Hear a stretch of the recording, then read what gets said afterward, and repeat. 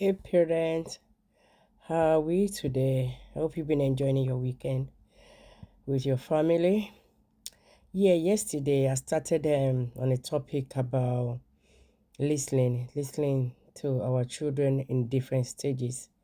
And tonight I just want to expand a little bit on the listening while they were little. We listen with patience over pressure. So I just want to ask this question: what happens when we try to stop a meltdown in our children? When they get to that store or when you take them out. I mean, my experience when my first child was little, and I'll take her out, whether to the salon or to a friend, and especially if they have other children, she doesn't want to leave. Then she will start this tantrum. She will cry, she will melt down and everything like that. Sometimes frustrated to just say, stop it and let's go. You do this all the time. You should know that you are going home. You can't stay here. But because of the grace of God, I will understand that, yeah, she's a child. And this is the only way she can express herself, that she actually want to play. So I just wanted to ask us as well. When a child is in the middle of a meltdown, it is not just noise, it is emotion that they can't explain. I hope you agree with me with that. And because of that, when we try to stop them, that we're trying to stop them in expressing themselves. And sometimes it can get really, I understand that we often mean well when we say stop it or don't be naughty. We are tired, overwhelmed, desperate for peace, so we have to shut them down. But what actually happened is that they are crying might stop, but the emotion doesn't, because it's buried inside them, and they bottle it in. And without realizing it, we teach them to silence their voice, to hide their heart, and to hold back on their hearts.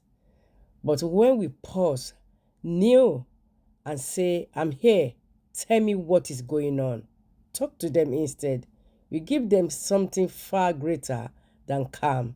We give them connection, which is what they need. But because in that moment, what they really need isn't a fix, isn't like, shut up, don't cry, or all this. It is a parent who listen. That's what they need. And this is all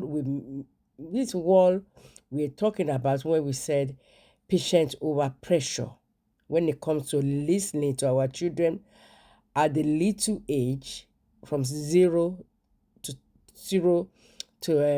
10 years, that group, sometimes they can't express their emotion, and we just need to find patience to actually listen and read through the line in word that is not coming out, but it's there in the emotion, so that we don't bury it in. So I really want us to think about that, and then to ask our question most of the time, and just ask for the grace of God to be patient, because at that time, to be honest, in the middle of everybody that looking at you, that, oh God, what should do? Even people that cannot even control their own children will be thinking that you're supposed to be able to control them. And you want to heart right away.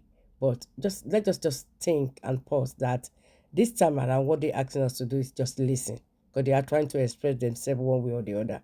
So I hope that we can tap into that grace, so that we can be able to connect with them instead.